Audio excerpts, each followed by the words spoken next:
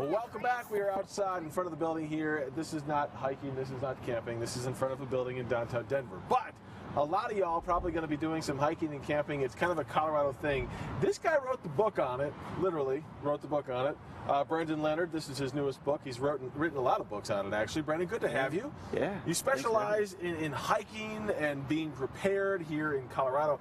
I like this book because it's all questions that we would ask. What was the motivation behind putting this book together?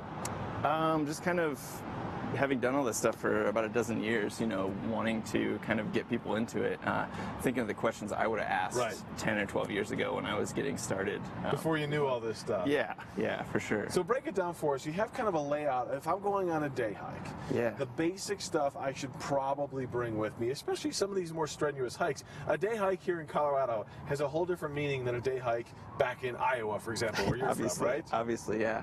You can get into a lot of trouble in Colorado, up in the mountains. The weather can change, so I always bring, this is basically everything.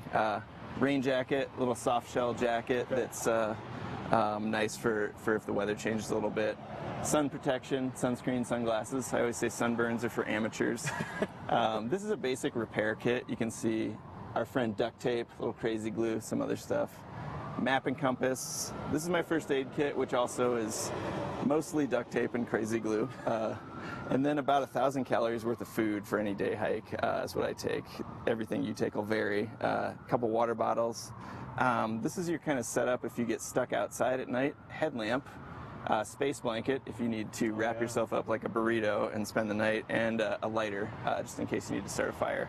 All that fits in here and you have plenty of room for everything else. Well, that's the important thing, is that you can take all this and fit into the bag. Of all this stuff, what do you think people forget the most?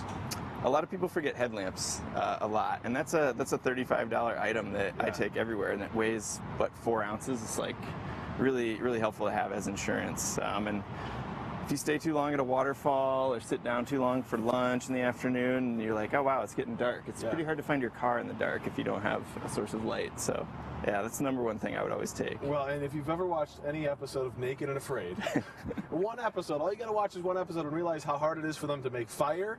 And if they don't have fire, they can't see anything. So you've got your headlamp and your lighter, and that's, I think, the basic number one thing there. So another question is, when you're out camping, for example, there are some things that you just want to have, and you've got the coffee setup. I like this because this is something when you're camping, you want to make coffee, you want to have the breakfast staples. It's not the same as at home. You can't plug your coffee maker in. No, it's a better view usually, but there's tons of different methods.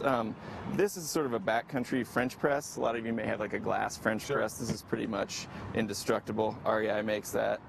This is your classic mocha pot, also very indestructible. Makes espresso. You can see mine's been used. I was going to say, does this mean you've had it over the fire? Oh, lots of places, yeah.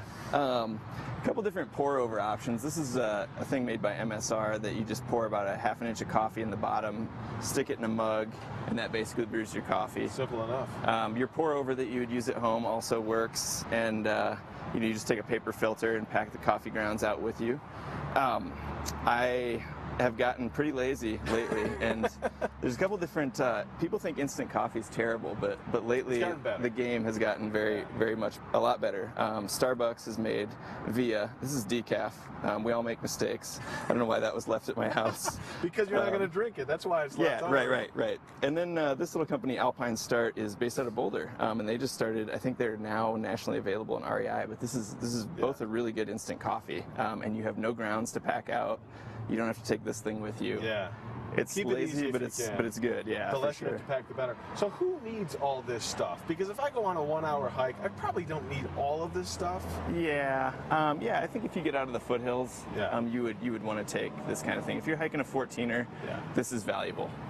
These kinds of things. Don't underestimate. Stuff is not expensive to have the basics. So. Well, the book is cool. The book is called The Great Outdoors: A User's Guide. It's kind of like the manual, the dummy manual, if you will, for hiking, and it pertains certainly to Colorado. And I like it because, like I was saying, it's just questions. How do I avoid scorpion bites? How do I avoid rattlesnake bites? And he goes through and answers the questions. I think it's fantastic.